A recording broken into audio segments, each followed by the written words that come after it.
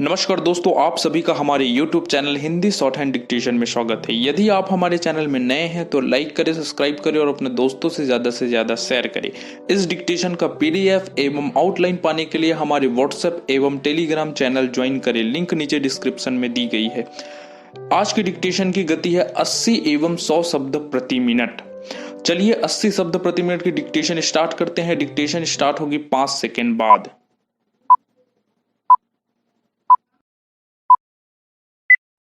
महोदय, समाज कल्याण संस्थाओं का काम बहुत बड़े परिमाण में बढ़ा है। आजकल इसके लिए अनुदान भी पहले से कहीं अधिक दिए जाते हैं। हर पंचवर्षीय योजना में हम इस पर अधिकाधिक धन खर्च करते हैं और आजकल समाज कल्याण का कार्य करने वाले पूर्णकालिक कार्यकर्ता भी पहले से बहुत अधिक हैं। लेकिन मैं ऐसा अनुभव करती हूं कि जैसे जैसे हमारे व्यय और कार्यक्रम बढ़ते जाते हैं, वैसे वैसे इस काम में व्यक्तिगत उत्साह और लगन की भावना घटती जाती है। पैरा अध्यक्ष महोदय ने मिशनरी भावना का उल्लेख किया और मैं भी अनुभव करती हूं कि आज वह नहीं है। मैं यह केवल बोर्ड के बारे में ही नहीं बल्कि सामाजिक कार्य के समस्त क्षेत्र के बारे में कह रही हूं। फिर स्वेच्छा से सेवा के प्रयास भी कुछ कम होते जा रहे हैं। अपने कार्यक्रमों को पूरा करने के अतिरिक्त समाज कल्याण संगठनों को भी अंधविश्वासों से लड़ने और लोगों में तर्कसंगत दृष्टिकोण अपनाने की ओर भी ध्यान देना चाहिए। समाज सेवी संस्थाएं दैनिक जीवन में वैज्ञानिक चिंतन को लोकप्रिय बनाने के लिए आज बहुत कुछ कर सकती है। जाति या समाज के नाते हम लोगों को स्वास्थ्य और शिक्षा की ओर कहीं अधिक ध्यान देने की आवश्यकता है। इसके लिए आवश्यक है सही वातावरण, सही आदतें, सामाजिक दृष्टि, ताकि हमें अपने व अपने आसपास के लिए उचित सफाई, बेहतर और स्वास्थ्यवर्धक आहार और स्वास्थ्य की सुविधा प्राप्त हो सके। पैरा सफाई के बारे में तो हमारा कुछ अजीब ही दृष्टिकोण है। हम अपने घर की सफाई तो करते हैं, पर कूड़ा करकट दरवाजे पर ही डाल देते हैं। हम स्वयं तो रोज नहाते हैं, पर हमारी सड़क या हमारी गली गंदी है, इसकी तनिक भी चिंता नहीं करते। बड़े शहरों में और विशेषकर उन इलाकों में जहां पढ़े लिखे और खाते पीते लोग रहते हैं, कूड़ा करकट इकट्ठा रहता है और कोई भी इसकी परवाह नहीं करता। स्पष्ट रूप से यह स्त्रियों की संस्थाओं और समाज कल्याण संगठनों का कार्य है। समाज कल्याण संस्थाओं के लिए परम आवश्यक है कि वे समूचे क्षेत्र के सुधार के लिए आपसी तालमेल रखें। सरकारी विभागों का आपसी तालमेल की नितांत आवश्यक है, जिससे स्थिति सुधर सकती है। इसके लिए सर्वप्रथम हमें अपने समाज के ढांचे को बदलना पड़ेगा।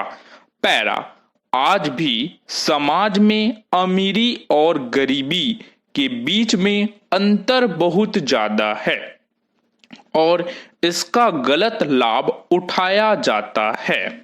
जब हम जनता के राज में विश्वास करते हैं और अपने यहाँ जनता का राज स्थापित कर चुके हैं और जबकि देश में गरीबी है और उसका गलत लाभ भी उठाया जाता है, तब सहकारिता की बहुत आवश्यकता है और इसे लागू करने में समाज सेवी संस्थाएं बहुत बड़ा योगदान दे सकती है। स्टॉप। चलिए पुनः इसी डिक्टेशन को आप 100 शब्द प्रति मिनट की गति से लिखने के लिए तैयार हो जाइए। डिक्टेशन स्टार्ट होगी 5 सेकेंड बाद।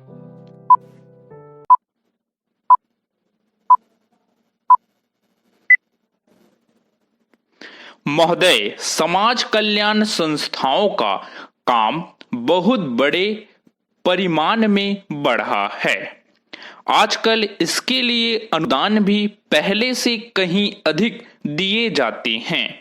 हर पंचवर्षीय योजना में हम इस पर अधिकाधिक धन खर्च करते हैं और आजकल समाज कल्याण का कार्य करने वाले पूर्णकालिक कार्यकर्ता भी पहले से बहुत अधिक हैं। लेकिन मैं ऐसा अनुभव करती हूँ कि जैसे जैसे हमारे व्यय और कार्यक्रम बढ़ते जाते हैं, वैसे वैसे इस काम में व्यक्तिगत उत्साह और लगन की भावना घटती जाती है। पैरा, अध्यक्ष महोदय ने मिशनरी भावना का उल्लेख किया और मैं भी अनुभव करती हूँ कि आज वह नहीं है। मैं यह केवल वोट के बारे में ही नहीं बल्कि सामाजिक कार्य के समस्त क्षेत्र के बारे में कह रही हूँ। फिर स्वेच्छा से सेवा के प्रयास भी कुछ कम होते जा रहे हैं। अपने कार्यक्रमों को पूरा करने के अतिरिक्त समाज कल्याण संगठनों को भी अंधविश्वासों से लड़ने और लोगों में तर्कसंगत दृष्टिकोण अपनाने की ओर भी ध्यान देना चाहिए।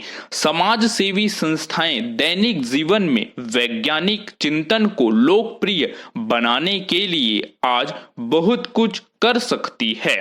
जाति या समाज के नाते हम लोगों को स्वास्थ्य और शिक्षा की ओर कहीं अधिक ध्यान देने की आवश्यकता है।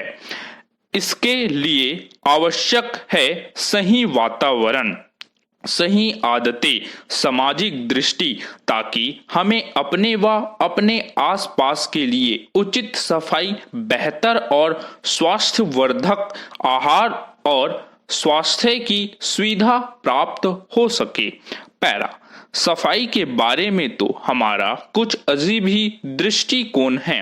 हम अपने घर की सफाई तो करते हैं पर कूड़ा करकट दरवाजे पर ही डाल देते हैं। हम स्वयं तो रोज नहाते हैं पर हमारी सड़क या हमारी गली गंदी है, इनकी तनिक भी चिंता नहीं करते। बड़े शहरों में और विशेषकर उन इलाकों में जहां पढ़े लिखे और खाते पीते लोग रहते हैं, कूड़ा करकट इकट्ठा रहता है और कोई भी इसकी परवाह नहीं करता। स्पष्ट रूप से यह स्त्रियों की संस्थाओं और समाज कल्याण संगठनों का कार्य है। समाज कल्याण संस्थाओं के लिए परम आवश्यक है कि वे समूचे क्षेत्र के सुधार के लिए आपसी तालमेल रखें। सरकारी विभागों का आपसी तालमेल भी नितांत आवश्यक है, जिससे स्थिति सुधर सकती है। इसके लिए सर्वप्रथम हमें अपने समाज के ढांचे को बदलना पड़ेगा। पैरा, आज भी समाज में अमीरी और गरीबी के बीच में अंतर बहुत ज्यादा है और इसका गलत लाभ उठाया जाता है। जब हम जनता के राज में विश्वास करते हैं और अपने यहाँ जनता का राज स्थापित कर चुके हैं, और जबकि देश में गरीबी है और उसका गलत लाभ भी उठाया जाता है, तब सहकारिता की बहुत आवश्यकता है और इसे लागू करने में समाज सेवी संस्थाएं बहुत बड़ा योगदान दे सकती है। स्टॉप।